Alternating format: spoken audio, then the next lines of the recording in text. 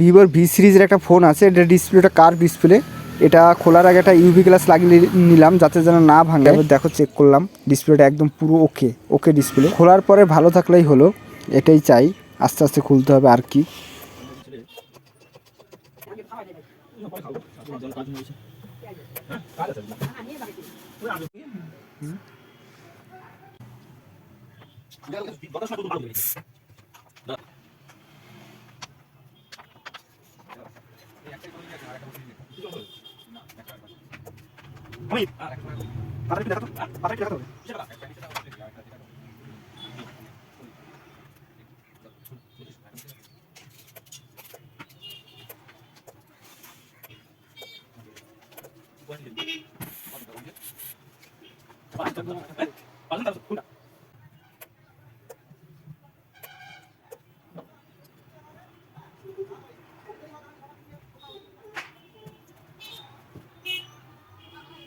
এই যে এইদিকে আছে, এইদিকে আছে, কোনো প্রবলেম হবে।